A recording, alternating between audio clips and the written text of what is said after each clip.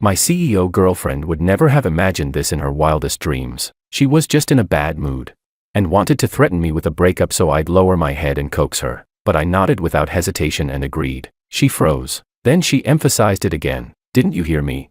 I said. "We're breaking up." To show that I understood, I went straight to HR and submitted my resignation letter. She panicked, thinking about how to win me back. But what she never expected even more was that, the very next day, I showed up at her company again. I explained calmly, "A breakup is a breakup. Work is work. It's not easy to find a job these days. Gotta make money. Nothing embarrassing about that." Chapter 1. When Willow said we should break up, I was crouching beside the ergonomic chair in her office, gripping a screwdriver. The chair had been squeaking lately. She said it was affecting her mood at work. "George, let's break up." She stood in front of the floor-to-ceiling window, backlit. Her ash-gray custom suit outlined her figure, sharp and coldly elegant. "I'm bored." As she spoke, she casually picked up a black card from her desk, held it between two fingers, and tossed it at me like a scrap of paper. It flipped twice in the air before landing on the floor beside my knee with a soft tap. I was still holding the oil-stained screwdriver, my fingertips slightly cold. I looked up at her. Outside, the CBD skyline glittered like scattered diamonds. She stood in that light like an ice sculpture, not even her eyelashes moving. "Okay," I said. "Just one word." She paused. Not hesitation, but failure to process. Like a finely tuned machine suddenly jammed by a loose screw, its rhythm thrown off for a beat. She turned to look at me. In those almond-shaped eyes that always carried frost, for the first time, I saw an emotion I could understand. Shock. "Didn't you hear me?" Her voice rose slightly. I said, "We're breaking up." I put the screwdriver back into the toolbox, closed the lid, and wiped the grease off my fingers with a rag. "I heard you," I said. "You said you're bored." I said, "I get it." Her lips moved, as if she wanted to say something, but she swallowed it back down. She went silent for a few seconds, then gestured toward the black card on the floor with her chin. "Take that card. Consider it compensation." I glanced at it. It was Willow's secondary card. I didn't know the limit, but it was definitely enough for someone like me, an IT guy earning $8,000 a month, to coast for years. I didn't pick it up. No need. I stood up and brushed non-existent dust off my pants. "I'll move back to my own place. I'll leave tonight." Willow's expression darkened instantly. She walked over to the sofa and sat down, crossing her legs, her fingers tapping rhythmically on her knee. That was her habit when she was unhappy. I'd been with her for a year. I knew it too well. "George Wong." She called my full name, her voice dropping a few degrees. "Are you sure?" "I'm sure." I didn't say anything else. I turned and walked out of the office. The moment the door closed behind me, I heard something slam against the wall inside. Maybe it was that crystal glass. Maybe it was her work phone. I wasn't sure, and I didn't turn back. My workstation was on the 12th floor, tucked away in the corner of the IT department, a desk barely 80 centimeters wide, an old desktop computer, a mug, and a dying pothos plant. I'd been sitting there for 2 years, after I got together with Willow. She once asked if I wanted to move upstairs and become her personal assistant. I said no, the IT department was fine. Looking back, that was probably the first time she was unhappy. While I was packing my things, David leaned over from the next desk and lowered his voice. "George, what's going on?" "I'm resigning," I said. "Huh? Why so sudden?" "Not sudden." I stuffed my mug and the pothos into a cardboard box. "Should have done it a long time ago." David opened his mouth, then didn't ask any further. He'd been here for years, he'd seen it all. What was going on between Willow and me? There wasn't a single person in the Orange Group who didn't know. The female CEO and the IT guy. What a perfect piece of gossip. Chapter 2. By the time I left the company, it was already dark. The July night breeze carried a wave of heat as it hit my face. Holding a cardboard box, I stood at the entrance of the office building and looked back at the 42-story glass tower. The words Orange Group glowed at the top in a cold white light. I withdrew my gaze and called a ride. From Willow's luxury apartment to my rented room in the urban village, it was a 40-minute drive. I took my suitcase and the box out of the trunk, climbed up to the 5th floor, and opened the peeling security door. 30 square meters, 1 room, 1 bathroom. Rent, $1,200 a month. The paint on the wall corners was damp and peeling, and the air carried a faint musty smell. I opened the window to let in some air, set the box on the table, and turned on my computer. There were 47 games sitting in my Steam library, more than half of them I had never even launched. During the year I was with Willow, my total playtime didn't exceed 20 hours. Any demand of hers, I had to respond immediately. Working overtime until midnight, I had to cook her a late-night meal. Car broke down, I had to fix it overnight. Anything at home malfunctioning, I was on call anytime. I wasn't her boyfriend. I was her personal repairman, nanny, and emotional dumping ground. I opened Elden Ring, cranked the graphics to max, ordered some barbecue takeout, and popped open an ice-cold Coke. The smoky aroma of grilled skewers mixed with the fizz of cola bursting on my tongue when the bold red words "you died" lit up on the screen. I leaned back in my chair and let out a long breath. No heartbreak, no tears, just a sense of relief, light and unburdened. My phone lit up, a message from the company group chat. I tapped it open. Someone had posted anonymously. Heard that George from IT got dumped by President Lou. The chat went silent for 3 seconds, then exploded. Seriously? I knew it. That kind of relationship could never last. Sigh. George is a good guy. What a pity. What pity. He got to sleep with the female CEO. Worth it already. I muted the chat and turned off my screen. Outside the window, I could hear the clattering of mahjong tiles from the parlor downstairs. The couple next door was arguing again. In the alley, stray cats wailed like crying babies. These sounds used to feel annoying. Now, they somehow felt familiar, almost comforting. I rolled up my sleeves, finished the last skewer of lamb, and kept playing. At 2 in the morning, while I was getting utterly destroyed by the Valkyrie, my phone vibrated. A message from Willow. You left a few things at my place. I replied with one word. Throw them away. Then I blocked her. Smooth. Effortless. All in one motion, just as decisive as when she tossed that black card. Only after blocking her did I realize that the corner of my mouth had lifted at some point. Damn, that felt good. Chapter 3. The day after the breakup, I went to work as usual. Yes, I didn't resign. Yesterday, when I carried that box and left, I was planning to quit, but after sleeping on it, I thought it through. Why should I be the one to leave? I didn't do anything wrong, so I arrived at the company at 7:50, swiped my card, went upstairs, sat back down at my 80-centimeter wide desk, turned on my computer, and started handling the unfinished tickets from yesterday. When David saw me, his eyes nearly popped out. Aren't you resigning? I smiled. Thought about it. Why quit when I haven't found another job? I took a sip of my instant coffee. Jobs aren't easy to come by these days. David gave me a look like I was playing with fire, shook his head, and said nothing more. At 10 in the morning, I took my chipped mug to the pantry to get some water. The pantry was on the 16th floor, the same floor as Willow Lou's office. I wasn't doing it on purpose. The water dispenser on the IT floor was broken, and maintenance said it wouldn't be fixed until the afternoon. The pantry door was slightly ajar. As I reached the entrance, I heard voices inside. Someone said, President Lou looked awful today. She ripped Sam from marketing apart in the morning meeting. Not just Sam, Lisa from finance got scolded too. Said her report looked like elementary school homework. Did you notice? President Lou is wearing sunglasses today. So what? She even wore them during the meeting, never took them off. Her eyes must be swollen from crying. A brief silence. Then a burst of suppressed giggles. Could it be because of that George from IT? What else? I heard after George left her office yesterday, she smashed quite a few things. TSK, the female CEO trapped by love. Come on. It's just her not being used to it yet. Think about it. If you raise a dog for a year and it suddenly runs off, you'd feel bad for a couple of days too. I pushed the door open. The pantry instantly fell silent, so quiet you could hear a pin drop. 3 female employees stood there holding their cups, their expressions like thieves caught red-handed, faces flushing from red to pale. I didn't look at them. I walked straight to the coffee machine and pressed the button. Coffee dripped steadily into my mug, its aroma spreading through the air. The 3 of them slipped out behind me like guilty fugitives. The last one even nearly tripped over the threshold on her way out. I turned around with my coffee and leaned against the counter, sipping slowly. Sunlight streamed in through the window, spreading brightly across the floor. As I drank, the pantry door opened again. This time, it was Willow. She wasn't wearing sunglasses. Her eyes were indeed a little swollen. Her tailored black suit dress outlined her slender waist, and the 10-centimeter heels made her look like a blade drawn from its sheath. The moment she saw me, her steps faltered slightly. Then she walked in as if nothing had happened, picked up a cup, and went to the coffee machine. From start to finish, she didn't look at me. I didn't look at her either. I kept drinking my coffee. The pantry was so quiet that only the low hum of the coffee machine remained. Her coffee was ready. She took a sip, and immediately frowned. Too bitter, she said. It sounded like she was talking to herself, or to me. I didn't respond. She set the cup down and finally turned to look at me. The bloodshot veins in her almond eyes were clear, the redness at the corners not fully faded. George, she said softly, you blocked me. Yeah, why? We broke up. If I don't block you, what? Keep you around for the holidays.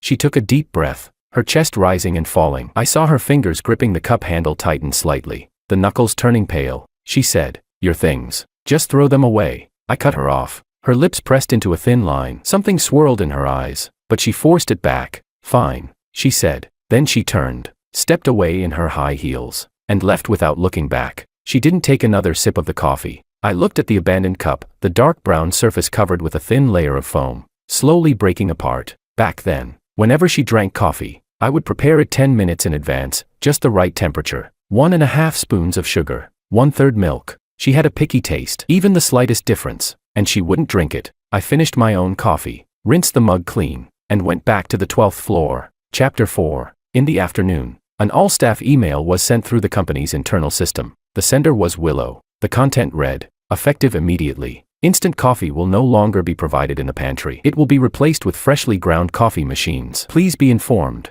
I finished reading the email, closed the page, and continued typing my code. Tony from the next desk leaned over and lowered his voice. George, what do you think President Liu means by this? Instant coffee's always been free, why switch to fresh ground all of a sudden? No idea, I said. Tony leaned in even closer, looking all mysterious. I heard President Liu took one sip of coffee in the pantry today and just left it there. Think she found instant coffee too disgusting? Maybe. He looked baffled. But freshly ground coffee is expensive. Since when is President Liu this generous?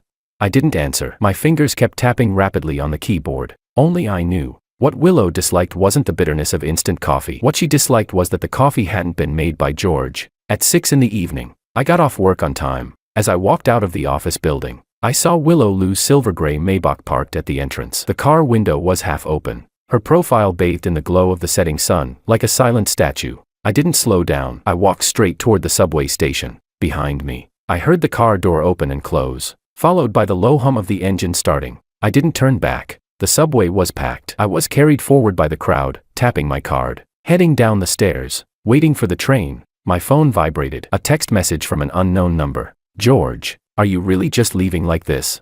I looked at it for 2 seconds, deleted it, and blocked the number. Clean and efficient. One smooth motion. The train pulled into the station. Wind rushing through and lifting my hair. I stepped inside, leaned against the handrail by the door, and closed my eyes. A scene suddenly flashed through my mind. A year ago, the same station, the same train car. That day, I had worked overtime until midnight. For once, Willow said she would drive me home. I refused. I said I'd take the subway. She stood at the entrance of the office building, watching me walk toward the station. Then suddenly, she called out, George.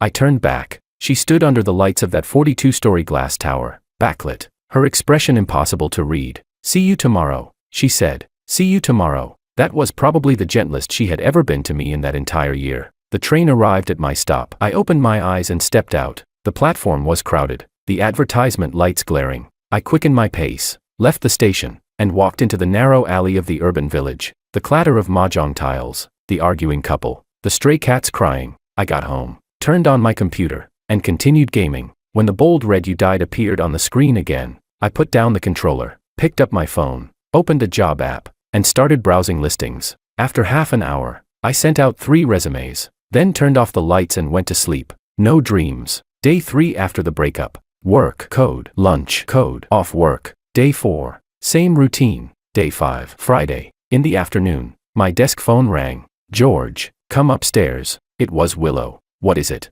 I asked. There was a brief silence on the other end before she said, the chair is squeaking again. Chapter 5. Willow's office was on the 42nd floor. The entire floor held only her office and a meeting room. The corridor was covered with dark gray carpet, silent underfoot. I stood at her office door and raised my hand to knock. Come in. I pushed the door open. Willow sat in her executive chair. A stack of documents spread out before her. A fountain pen held between her fingers. Today she was wearing a white silk blouse, one button undone at the collar, revealing a hint of her collarbone. Her hair was loosely tied behind her head, a few strands falling by her ears. No makeup, or rather, very light makeup. I walked in and stopped in front of her desk. Where's the chair making noise? I asked. She didn't look up, still reading the documents. She pointed under the chair with her pen. Listen yourself. I was silent for 3 seconds. The chair wasn't making any noise at all. She was sitting there perfectly still. What sound could there be? I don't hear anything, I said. She finally looked up. There was something in her almond-shaped eyes that I couldn't quite read. Crouch down and listen, she said. I looked at her, unmoving. She looked back at me. The office was so quiet that only the hum of the central air conditioning could be heard. In the end, I moved first. I walked around behind her chair, crouched down, and pretended to inspect the base and screws. In truth, there was nothing wrong. I had just fixed this chair the day we broke up. The screws tightened firmly, the wheels lubricated. It would stay silent for at least half a year. No problem, I said as I stood up. brushing off my hands. You probably misheard. I didn't, she said. Then it's your imagination. Her expression shifted slightly. The pen dragged across the paper, leaving a long streak of ink. George Wang. She called my full name, her voice low. Any other instructions? President Liu, I asked. Do you have to talk to me like this? How should I talk? Then, I looked straight into her eyes. President Liu, teach me. Her eyes reddened instantly. Just for a moment, the redness spread at the corners like ink bleeding through paper. She lowered her head, closed the file, her voice hoarse. Nothing. You can go. I turned and walked out. Just as I reached the door, her voice came from behind me. George, are you really not sad at all?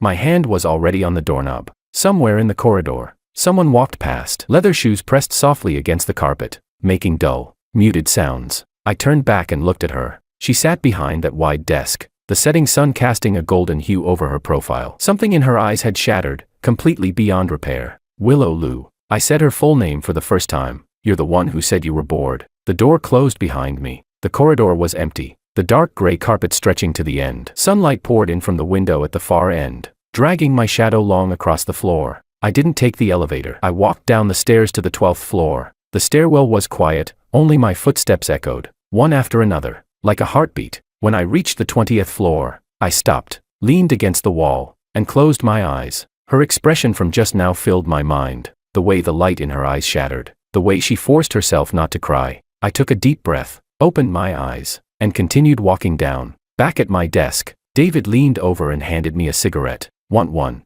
I took it and followed him to the stairwell. David had been at Orange Group for over a decade, a seasoned veteran of the IT department. He lit his cigarette, took a drag, and exhaled a cloud of smoke. George, let me give you some advice, he said. Either cut it off clean, or don't hold back. Staying stuck in between like this, you're the one who suffers. I lit mine and said nothing. That President Liu, yeah, she's proud, and her temper's not great. David flicked the ash, but she really does care about you. Think about it. How does an IT guy like you get to walk in and out of the CEO's office for a whole year? You think everyone else is blind?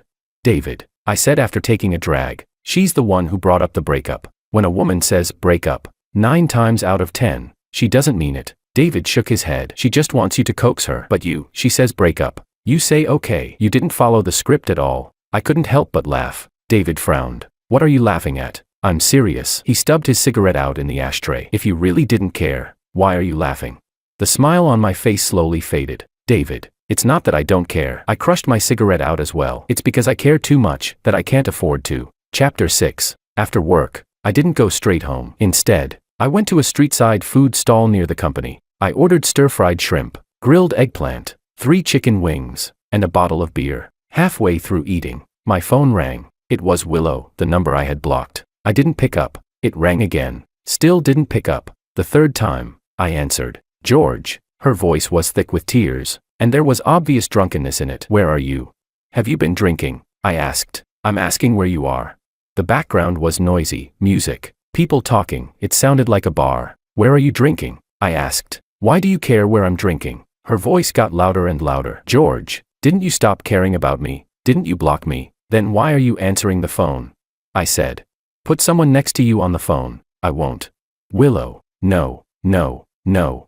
There was a crashing sound on the other end, followed by her startled cry, and then the busy tone. I stared at the call ended on my screen for 3 seconds. Then I stood up, paid the bill, and called a ride. I knew where she was. During the year we were together, every time she was in a bad mood, she went to that bar. Top floor of Guomao Tower 3, membership only. Minimum spending at a booth was 5 digits. When I arrived at the entrance, a security guard stopped me, glanced at my t-shirt and jeans, and said, Sir, this is a members only. I'm here to find someone. I cut him off. I walked past him and pushed open the glass door. The music was deafening, the lights dark as ink. I searched the booth area for a while, and finally spotted her in a corner. Willow leaned against the sofa. 3 empty bottles sat on the table in front of her. Her white silk blouse was wrinkled, her hair messy, her makeup mostly smudged. A man in a suit sat beside her, attentively pouring her another drink, his hand casually drifting toward her shoulder. I walked over and brushed his hand away. Who the hell are you? The man stood up,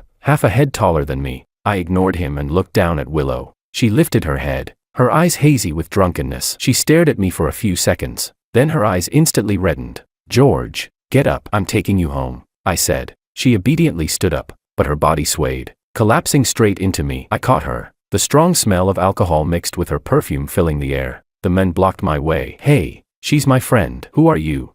"Her boyfriend," I said. The willow in my arm stiffened at that word, then held onto me even tighter. The men glanced between her and me, snorted, and walked off unwillingly. I helped Willow out of the bar, called a car, and got her into the back seat. She leaned against my shoulder, her burning face pressed to my neck, her breath heavy with alcohol. "George," she murmured drowsily. "You just said, you're my boyfriend. Drunk talk. Don't take it seriously. You're lying." Her voice trembled with tears. "You are my boyfriend. You said so. You said you'd always fix my chair." The driver glanced at us through the rearview mirror, then quietly raised the partition. I didn't say anything. Streetlights slid past outside the window, shadows flickering across her face. "George, I was wrong." She buried her face in my chest, her voice muffled. "I shouldn't have said that.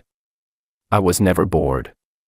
I just wanted to see if you'd try to keep me." "You're always like this," I said calmly. "You never say what you want. You expect others to guess. If they guess wrong, you get mad. If they guess right, you're still not happy." She lifted her head to look at me, her eyes red, tears clinging to her lashes. "Then I'll say it now," she said. "I don't want you to leave. Can you not go?"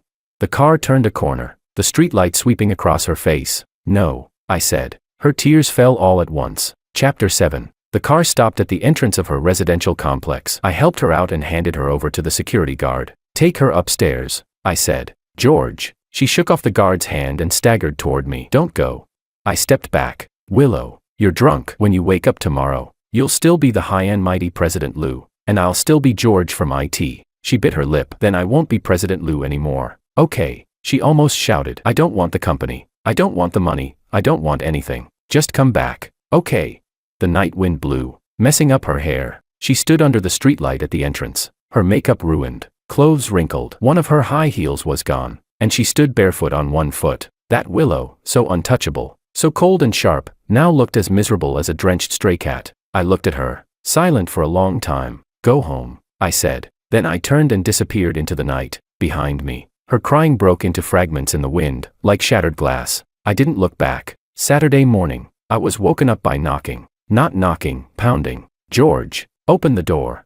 I rolled over and covered my head with a pillow. The banging lasted about 5 minutes before it stopped. Just as I thought she'd left, my phone started vibrating. Unknown number. I blocked one. She switched to another, like a game of whack-a-mole. Eventually, I picked up. "Come downstairs." Willow's voice was hoarse, like sandpaper scraping metal. I frowned. "Willow, it's Saturday. I'm sleeping. If you don't come down, I'm not leaving. Suit yourself." I hung up and went back to sleep. About 20 minutes later, a commotion broke out downstairs. People shouting, laughing, even whistling. I got up, walked to the window, and looked down. Willow stood below, holding up a big sign. On it, written in crooked marker, were 4 large characters. "George." I was wrong. She wore a wrinkled white t-shirt, her hair tied into a messy ponytail. No makeup. Her eyes were swollen like walnuts. A crowd of neighbors had gathered around her, some filming, some taking pictures, some even live streaming. "Damn it," I muttered, throwing on my clothes and rushing downstairs. When I reached the bottom,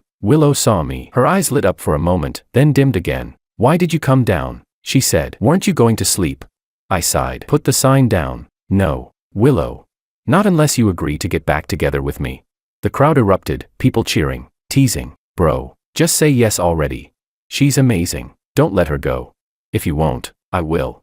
I looked at Willow. She held the sign, her arms trembling slightly, her eyes filled with tears, but stubbornly refusing to let them fall. Sunlight fell across her face, illuminating every fine detail. "Come upstairs with me first," I said. She froze for a second, then nodded vigorously, nearly dropping the sign. The crowd broke into warm laughter and applause. I turned and walked upstairs. She followed closely behind, clutching the sign, wearing a mismatched pair of slippers she must have found somewhere, making soft slap-slap sounds as she walked. Inside, she stood by the door, cautiously looking around my tiny 30-square-meter apartment. The damp, peeling walls, the buzzing old air conditioner, the trash can filled with takeout boxes, my computer still glowing on the desk. "Sit," I said, pointing to the only chair. She obediently sat down, placing the sign on her knees, hands resting neatly on top, like a skulkid who'd done something wrong. "Go ahead," I said, leaning against the window with my arms crossed. "Say what?"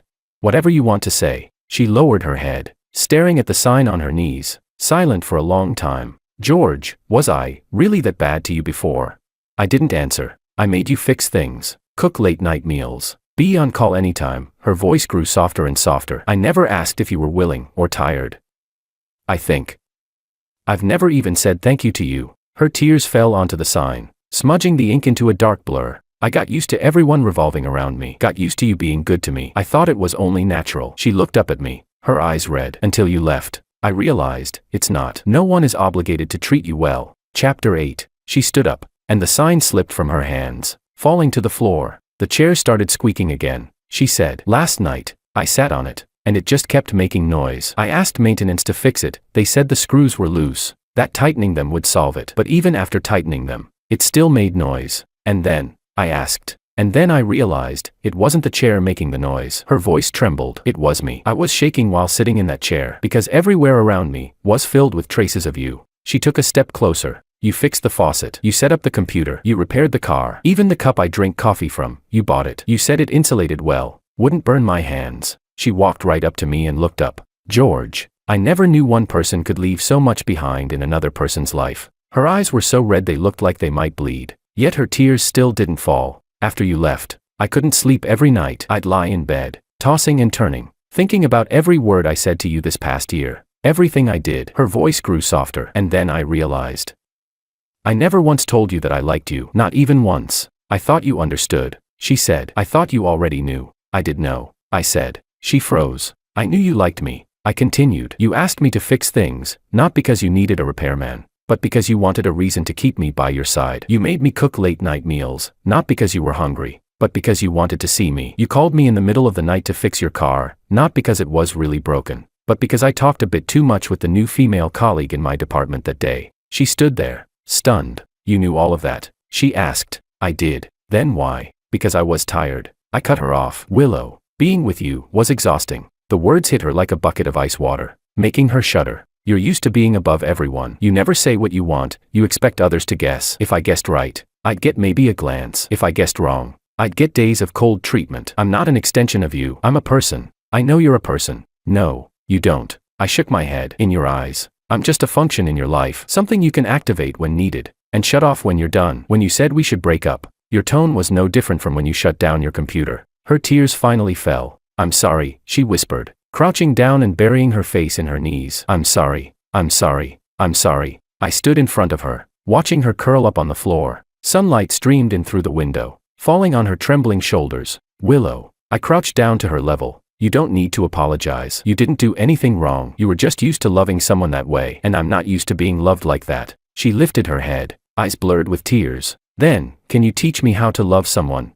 I was silent for a long time. No, I said. The light in her eyes dimmed instantly, like a lamp blown out by the wind, because I haven't learned it either. Saturday afternoon, Willow left my place. She didn't cry or make a scene again. As she reached the door, she turned back and looked at me. George, I won't give up, she said. You said you haven't learned how to love someone. Then I won't learn either. I'll just use my own way to chase you again. The door closed behind her. I stood by the window, watching her walk out of the building and into the July sunlight. She didn't look back. Her posture straightened again. She became that proud Willow once more. Only, she was still holding that sign that said, George, I was wrong. I leaned against the windowsill and lit a cigarette. Outside in the alley, the sound of mahjong tiles being shuffled started up again. Chapter 9. Monday morning. I went to work as usual. When I arrived downstairs at the office building, I noticed a crowd gathered at the entrance. I squeezed in to take a look. A massive flower arrangement was placed at the door, big enough to fit 2 people inside. Hanging on it was a red banner with gold lettering.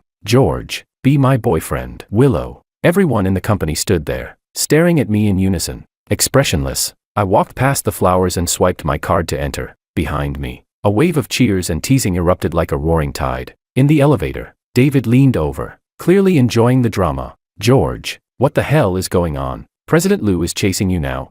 No idea. What do you mean, no idea? It's written right there on the banner. Maybe it's a prank. Prank my ass. That's President Lou's official seal on it. I didn't respond. When the elevator reached the 12th floor, I stepped out and saw that my desk was covered in breakfast. Soy milk, fried dough sticks, soup dumplings, jianbing, sandwiches, fruit salad, at least a dozen items, filling my 80-centimeter desk to the brim. Each one had a sticky note on it, written in Willow's handwriting. Didn't know what you like, so I got a bit of everything. I peeled off the notes and distributed the food to my coworkers. They ate while teasing me nonstop. George, Just accept President Liu already. Seriously, this level of effort, I'm jealous. I ignored them, turned on my computer, and started working. At 10 in the morning, a company-wide announcement popped up on the internal system, effective immediately. George from the IT department is promoted to technical director. Salary doubled. Willow. The entire 12th floor exploded. David was the first to rush over, eyes wide like bells. Holy shit, George, you got promoted to director. I stared at the announcement for 3 seconds, then picked up the desk phone and dialed Willow's office. She answered after 2 rings. Hello. There was a hint of smugness in her voice. Take down the announcement, I said. Why? I don't need it, but your skills are more than enough to be a director. Willow. There was a brief silence on the other end before she said, do you think I promoted you just because I want to chase you? Isn't that the case? I asked. George. Her voice suddenly turned serious. The system vulnerability you fixed last month saved the company from a potential loss of $13 million. You didn't know that, did you? This time, it was my turn to fall silent. I've read every technical report you've written, every project you've done, every problem you've solved. I know all of it. She said softly. Promoting you is because you deserve it. It has nothing to do with chasing you. Got it. Then I won't take down the announcement. I hung up. When I looked up, the entire IT department was staring at me. What are you looking at? I said flatly. Get back to work. At lunch, the cafeteria menu suddenly became unusually extravagant. Crayfish, grilled lamb chops, seafood platters, all premium dishes. The cafeteria lady smiled at me and said, President Liu said from now on, the cafeteria standard is doubled. She'll personally cover the extra cost. I took my tray and found a corner seat. After a couple of bites, someone sat down across from me. Willow. She carried a tray with the exact same dishes as mine. No seats left, she said. I glanced around at the many empty seats. At least a third of the cafeteria was vacant, but didn't call her out. She lowered her head and ate slowly. She had never eaten in the cafeteria before. Her assistant always brought her meals to her office. Is it good? She asked. Yeah, that's good. Chapter 10. After a few moments of silent eating, she suddenly put down her chopsticks and looked at me seriously. George, I know you don't like me trying to win you over with money, the flowers and the breakfast. I just wanted you to know I'm serious. The promotion is because you truly deserve it, and the cafeteria upgrade is because you once said the food there tasted awful. After saying that, she lowered her head again, poking at the rice in her bowl with her chopsticks. You don't need to feel pressured, she said softly. I just want to treat you well. You don't have to respond, and you don't have to feel like you owe me anything. People came and went in the cafeteria, some glancing over at us from time to time, watching Willow absent-mindedly poke at her food. I suddenly remembered a moment from a year ago. Back then, we had just gotten together. One night, we worked late, and her stomach started hurting from hunger. I searched the entire office and only found a pack of instant noodles. I made it and handed it to her. She took one bite, frowned, and said it tasted awful. Then she finished the entire bowl. After eating, she wiped her mouth and said, George, from now on, you'll cook for me every day. I laughed and said okay, and later, I really did cook for her every day. Willow, I called. She looked up. The cafeteria food really is better than before. Her eyes lit up instantly, like someone had sparked a star inside them. At 6 in the evening, I got off work on time. As I walked out of the building, I saw that silver-gray Maybach parked at the entrance again. Willow leaned against the car door, holding a cup of coffee. When she saw me, she walked over and handed it to me. The temperature's just right. 1.5 spoons of sugar, 1/3 milk, she said. The way you used to make it for me, I remembered. I took the coffee and had a sip. Well, she asked, her eyes filled with both anticipation and nervousness. Too sweet, I said. Her expression instantly fell, but I took another sip. It's drinkable. Her eyes lit up again. I'll put less sugar tomorrow, she said. I'll bring you another one. She turned and walked toward her car. Then after a few steps, turned back and waved at me. George, see you tomorrow.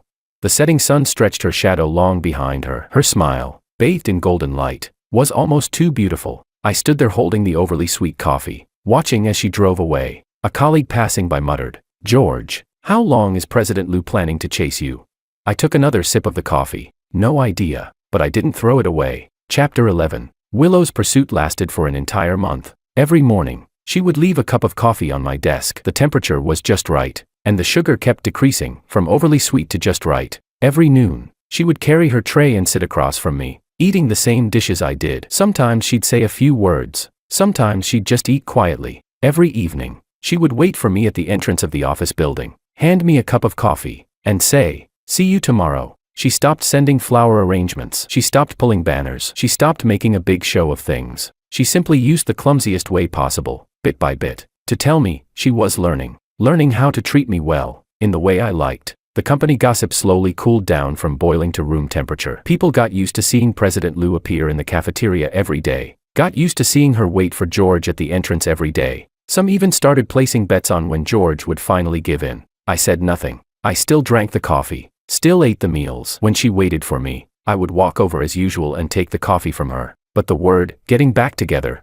I never mentioned it once. One Friday night, a month later, I worked overtime until past 9. When I walked out of the office, the entire building was almost empty. I reached the entrance and found Willow still standing there, holding a cup of coffee. The 9 o'clock night wind blew past, messing her hair slightly. She wrapped her suit jacket tightly around herself, and the high heels on her feet had been replaced with flats. I asked, "How long have you been waiting?"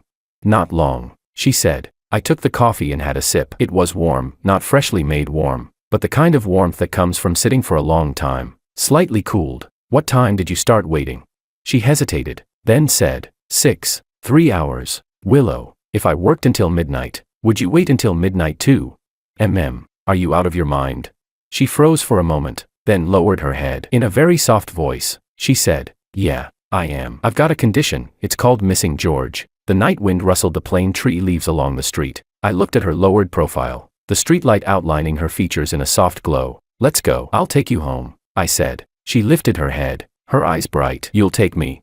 I said. "You waited 3 hours. I'll give you a ride, call it even." She smiled. The smile was faint, like a night-blooming flower quietly opening in the dark. We walked side by side through the night. When we passed a convenience store, she suddenly stopped. "George, I want some Odin," I asked. "Don't you never eat street food?" I didn't before, now I do. I walked into the convenience store, bought 2 portions of Odin, and we sat on the bench outside. She carefully took a bite of fish tofu, only to inhale sharply from the heat. "Is it good?" I asked. "It's good." Her eyes curved like crescents. "How did I never know Odin was this delicious?" "Because you used to be President Lou." Her chewing paused for a moment, then she slowly swallowed. "I still am President Lou," she said softly, "but I can also be a President Lou who eats Odin." I didn't respond. The neon lights of the night market flickered in the distance. The convenience store lights cast our shadows long across the ground. "George," she suddenly said, "do you remember the first time we met?" I nodded. Chapter 12. That was 2 years ago. My 3rd day at Orange. New employee onboarding for the IT department was held in a conference room on the 16th floor. When Willow pushed the door open and walked in, everyone stood up, except me. Not because I had some kind of backbone. I was squatting under the table fixing the projector. She walked in from the doorway, her high heels clicking crisply against the floor. Then she stopped by the conference table and glanced down at me crouching on the ground. "What are you doing?" "Fixing the projector," I replied. "You're from IT?" "Yeah," she said. "Come report to me after you fix it." Then she turned and left. Later, I fixed the projector and went to her office to report in. She sat in that boss chair, sizing me up from head to toe. "From now on, anything in the company that breaks, you handle it." "Yes, President Lou." That was how our story began. Willow Lou said, "Back then, when I told you to come to my office," she chewed on a knot of kelp, speaking a little unclearly, "it wasn't actually because you could fix things." "Then why?" She glanced at me, then looked away, staring at the cup of Odin in her hands. She said, "Because the way you looked when you were focused on fixing something was really handsome." I almost choked on a fish ball. "Willow, you had your eye on me since then?" "No." Her face flushed red, clearly visible under the streetlight. "It's just, you were different from everyone else. Everyone else looked at me like I was a tiger. But you, there you were, crouching on the floor tightening screws, not even looking at me." I said speechlessly, "I did look." She said, "You didn't." I looked out of the corner of my eye. She froze for a second, then burst out laughing. That was the first time I had seen her laugh like that since we broke up. Not a polite smile, not a restrained one, but a genuine, unguarded laugh from the heart. Her eyes curved into crescents, the tip of her nose wrinkling slightly, revealing a row of neat white teeth. "Beautiful." "George," she said, collecting herself and looking at me seriously, "what did you see out of the corner of your eye?" I said, "A woman with a terrible temper, just that." I also saw she was wearing a pair of high heels that didn't fit. She froze. "You had bandages on your heels," I said. I saw it in a glance. She lowered her head, staring at the tips of her shoes. She said softly, "Those were new shoes. They rubbed." I had meetings all day, and by the end, I had 2 blisters on my heels. When I got home and took them off, the bandages had stuck to my socks. When I pulled them off, it hurt so much I cried. "You never told me." "Because I'm President Lou." She lifted her head to look at me. Her eyes slightly red. President Lou can't hurt. President Lou can't cry. President Lou can't say her high heels don't fit. But George, President Lou is human too. She stood up and threw the empty Odin cup into the trash. Take me home, she said. I walked her to the entrance of her residential complex. She stood at the gate, not going in right away. George, thank you for being with me tonight. No need. She hesitated for a moment, then stepped forward, rising onto her toes, and gently kissed my cheek. Her lips touched my face for less than a second, like a feather landing on water. Good night. Then she turned and ran, her heels tapping rapidly against the ground. Like a startled rabbit, I stood under the streetlight, the warmth of her lips still lingering on my cheek. Then I smiled, just a little. Chapter 13. After that, my relationship with Willow entered a subtle state of balance. Not lovers, but not just ordinary friends either. Every day, she brought me coffee. At noon, she ate with me. In the evening, she waited for me at the company entrance. I accepted everything as it came, neither rejecting nor taking initiative. David said I was stringing her along, that it wasn't right. I said I wasn't stringing her along, I was waiting. He asked, waiting for what?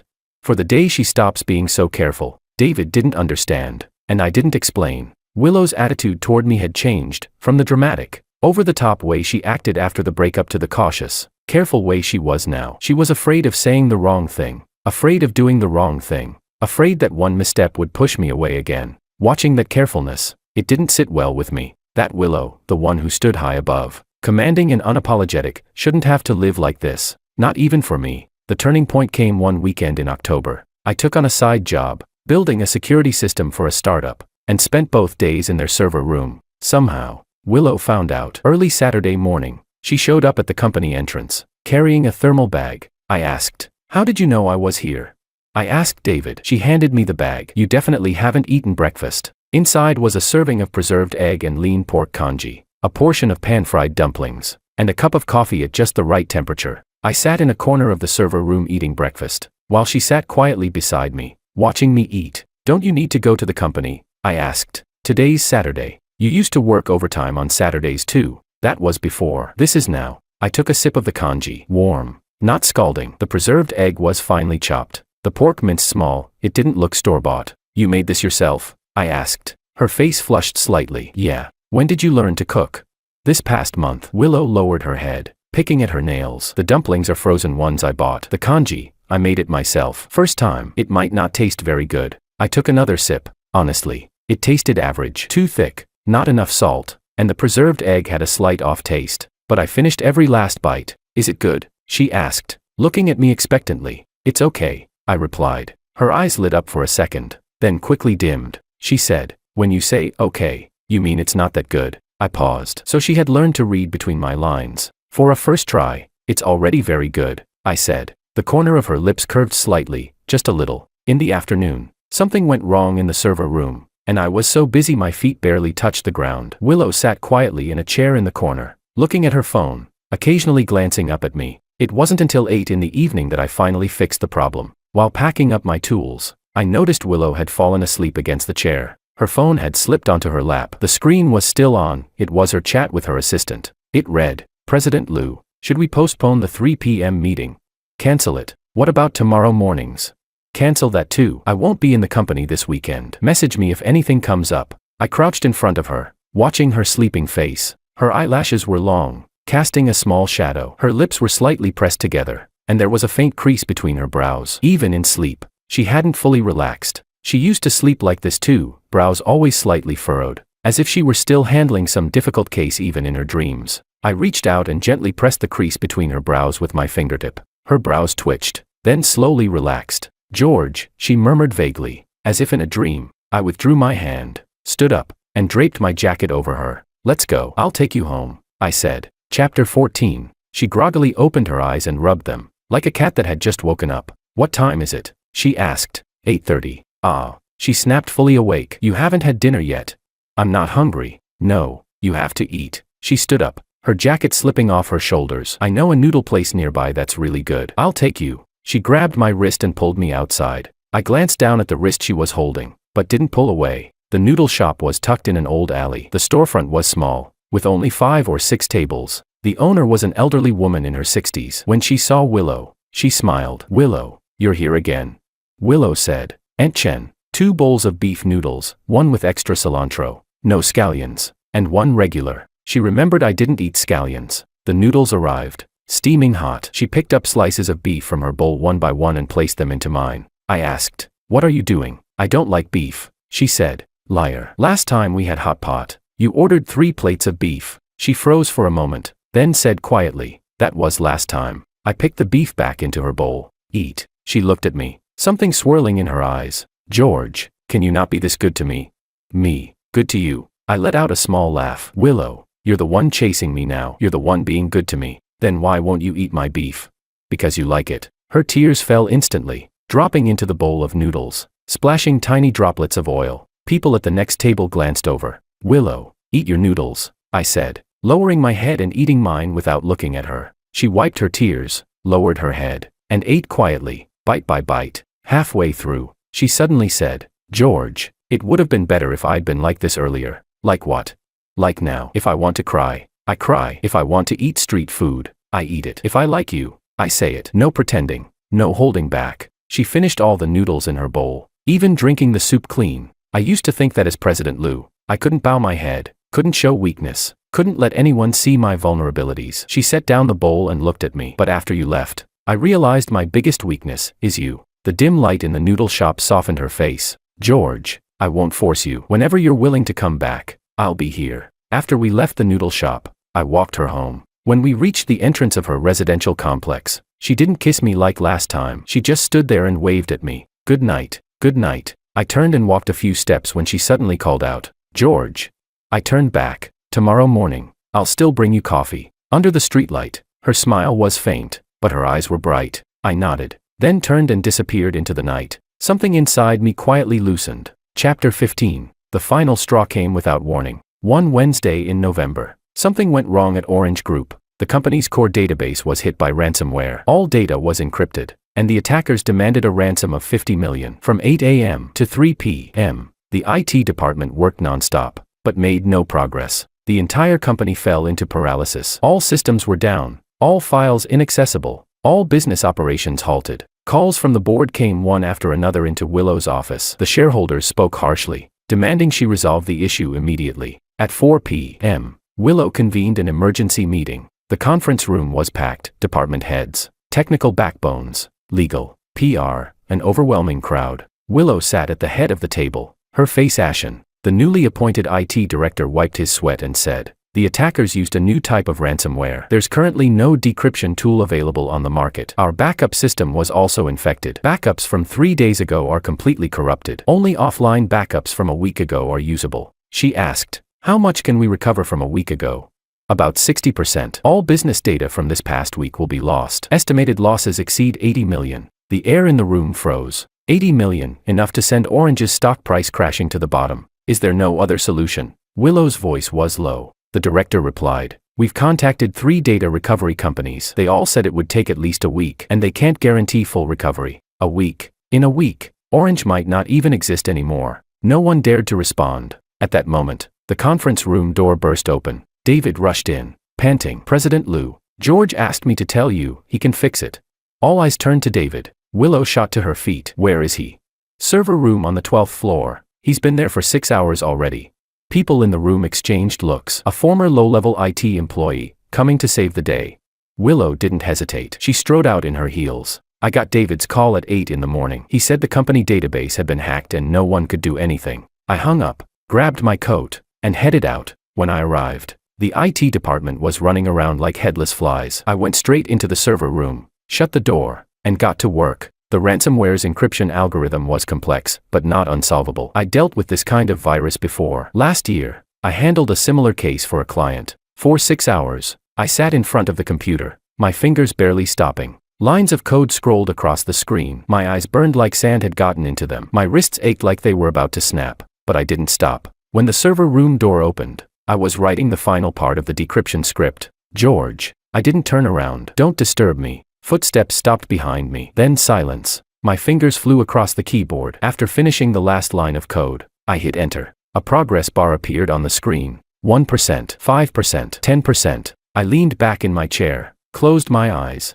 and let out a long breath. When the bar reached 100%, a line of green text popped up. "Decryption successful." The database was restored. All the data, intact. I opened my eyes and turned around. Willow stood behind me, looking at me, her eyes so red they looked like they might bleed. "It's done," I said. "All the data's recovered." She didn't look at the screen, she just looked at me. "You stayed here for 6 hours. About that. Why didn't you tell me?" "Wouldn't have helped. You don't know how to code anyway." Her lips trembled. Tears streamed down her face. "George, why would you do this? Didn't you say you were done with me? Didn't you leave? Then why come back?" I stood up and stretched my aching wrists. "Because your company was about to collapse." "What does that have to do with you?"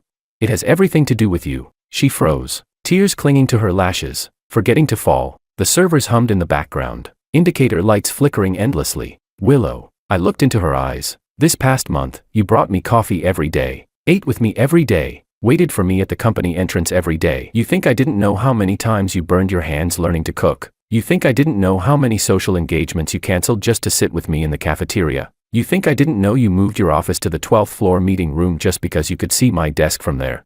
Chapter 16. She was completely stunned. Willow's mouth fell open. "Wait, you knew all of that?" I let out a light laugh. "I told you, whenever you want something, you never say it. But everything you do, I can see." I stepped forward and said calmly.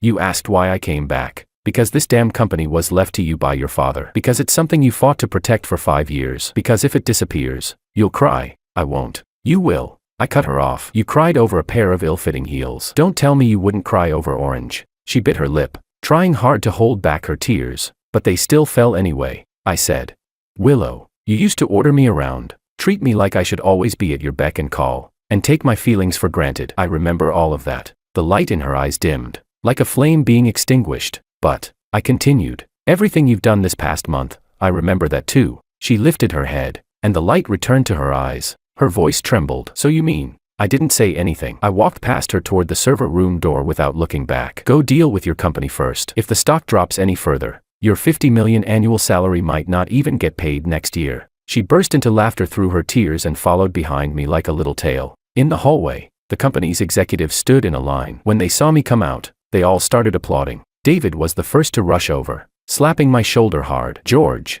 I knew you could do it." He nearly knocked me sideways. "Easy. My wrist still hurts." Willow immediately stepped forward and brushed David's hand away. "His wrist hurts. Don't touch him." David froze for a moment, then gave a meaningful smile. "Oh, got it. President Lou." Willow's face flushed instantly, from the tips of her ears down to her neck. That night, Willow opened a bottle of red wine in her office. After the data was restored, the company systems came back online. The stock price stabilized, and the board finally quieted down. The tension she had been holding all day finally released. She leaned back on the sofa, looking like all the strength had drained from her body. "George, thank you." She held a wine glass, her eyes still shimmering slightly from the alcohol. "No need. Can you stop saying 'no need' every time?" "What should I say then?"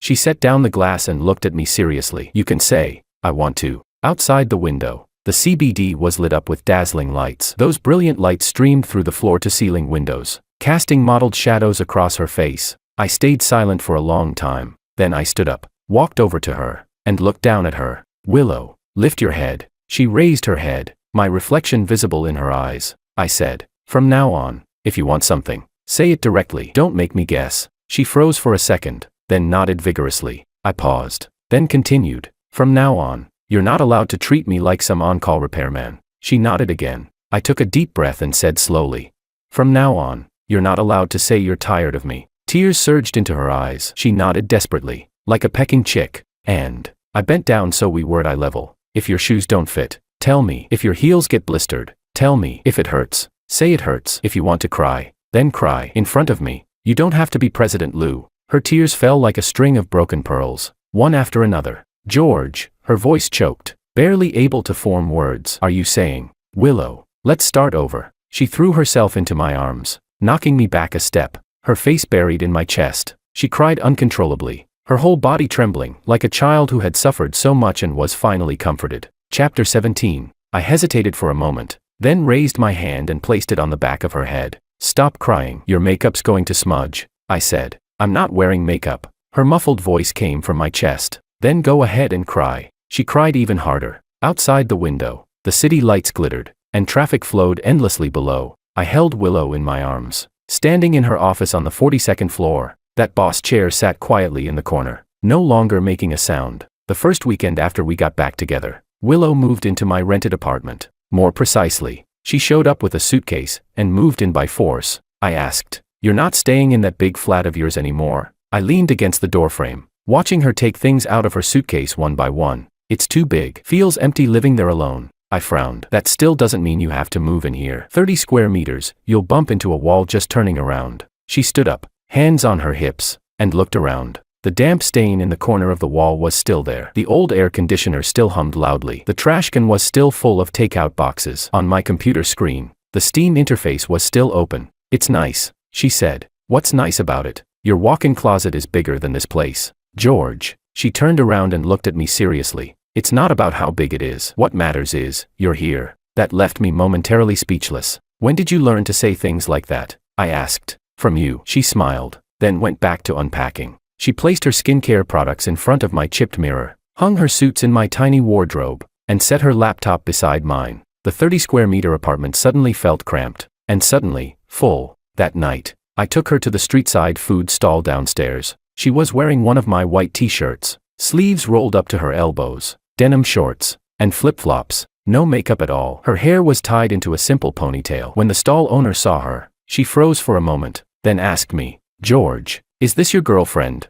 "Yeah." The owner sized Willow up and down, clicking her tongue in admiration. "She's really pretty, like a celebrity." Willow smiled, her eyes curving. "Thank you." We ordered stir-fried clams, grilled eggplant, grilled chicken wings, and 2 bottles of beer. Willow copied me, grabbing a chicken wing with her hands and biting into it. Oil dripped from the corner of her mouth as she scrambled to find a napkin. "Slow down. No one's stealing it from you," I said, handing her one. "How did I never know chicken wings could taste this good?" She mumbled, her mouth still full, "Because before, you only ate chicken wings cut with a knife and fork in fancy restaurants." She swallowed and thought about it seriously. "You're right. The ones at fancy restaurants really aren't as good as this." The night breeze blew through, messing up the loose strands of hair on her forehead. She wiped the oil from her mouth with the back of her hand, then picked up her beer and clinked it against mine. "Cheers." "Cheers." Foam spilled over the rim of the glass, running down the sides. She tilted her head back and took a big gulp, then frowned. "Bitter. Beer is supposed to be bitter, but I like it." She took another sip, then set the glass down and stared at the streetlights in the distance. "George, why do people change?" "Because they meet someone who makes them want to change." She turned to look at me, the lights flickering in her eyes. "Then, am I that person?" "What do you think?" She smiled, fine lines forming at the corners of her eyes. "George, I've noticed, you've gotten better at saying nice things. Learned it from you." She rested her head on my shoulder, lightly, like a leaf settling on water. "Then from now on, we'll learn from each other." Chapter 18. In December, at Orange Group's annual gala, Willow did something that shocked everyone. Midway through the event, the host invited Willow on stage to give a speech. She walked up in a red evening gown, the spotlight falling on her like a blazing flame. "Everyone," Willow said, "this year marks the 20th anniversary of Orange. Over these 20 years, we've gone through many storms and achieved many successes." She paused, her gaze sweeping across everyone in the audience, then continued. "But for me, the most special thing this year isn't how much our performance has grown, nor how many major clients we've secured. It's..." Her eyes found me, sitting in the corner. "I lost someone, and then I found him again." The entire room fell silent. A lot of people have asked me, "Willow, you're a CEO worth billions. Why would you chase after an ordinary employee? Isn't that embarrassing?" She smiled. I told them, "It's not embarrassing because that person is worth it." People in the audience started to cheer and tease. "George," she said into the microphone, her voice echoing through the banquet hall, "I know you're down there. The heels I'm wearing today are 12 centimeters high. I've got 2 bandages on my heels. It really hurts." Everyone turned to look at me. She lifted her chin. "But I'm not afraid of the pain, because I've finally learned, if it hurts, I say it hurts." She took a deep breath. "George, I love you. Not President Lou loving George, Willow loving George. Will you come up here and give me a hug?"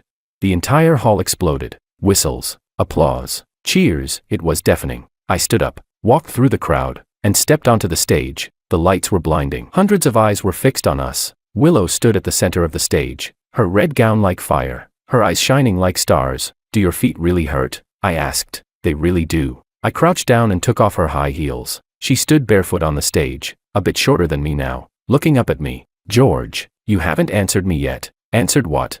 I said, "I love you. What about you?" I looked at her, at the anticipation and nervousness in her eyes, at her slightly trembling lips. Then I bent down and lifted her into my arms. She let out a small cry, her arms instinctively wrapping around my neck. The crowd erupted into thunderous cheers. "Willow," I said softly by her ear, holding her. "Don't wear shoes that don't fit anymore." Her eyes reddened. "Can't you just say the words?" "What words?" "You know exactly what I mean." "I don't, George." I lowered my head and gently pressed a kiss to her forehead. "I love you, now you know." She buried her face in my chest and gave a muffled mm. The cheers from the crowd nearly lifted the roof off the hall. David let out a loud whistle from the crowd and started clapping first. I carried Willow off the stage, through the celebrating crowd, and out of the banquet hall. The hallway was quiet, with only distant music and cheers echoing faintly. "George," she said softly in my arms, "where are you taking me?" "Home." "Which home?" "Our home." She pressed her face against my chest, listening to my heartbeat. Okay. Chapter 19. In the autumn 1 year later, Orange Group moved into its new headquarters building. 46 floors, 4 floors taller than before. Willow's office was on the top floor, and outside the floor-to-ceiling windows stretched the entire city skyline. Her executive chair had been replaced with a new one. It no longer creaked, because the person who used to fix the chair was now sitting on the sofa across from her. I quit my job in the IT department and started my own cybersecurity company. My office was in the building right next to Orange, and from her office window, Willow could see mine. "George," she leaned back in her chair, legs crossed, looking at me with a half-smile. "What are we eating tonight?" "You're cooking." "Why me again?" "Because I cooked yesterday. I'm not good at it." "Still gotta do it." She pouted, picked up her phone, and started scrolling through recipes. Sunlight streamed in through the floor-to-ceiling windows, falling across her face. She wore a white shirt, sleeves rolled up to her elbows, her hair loose and casual. No makeup, no high heels, no custom-tailored suit, but no matter how I looked at her, she was beautiful. "What are you staring at?" she asked without lifting her head. "You." The tips of her ears turned red. "It's been a year already." "Still not tired of looking?" "Not even close." She put down her phone, stood up, walked around the desk, and came over to me. Then she bent down and lightly pecked my lips. She said, "Then you can look for a lifetime." Outside the window, the city shimmered under the autumn sun. The streets below bustled with traffic and people coming and going. I reached out and pulled her into my arms. Catching the faint fragrance of her hair, I said, "Deal."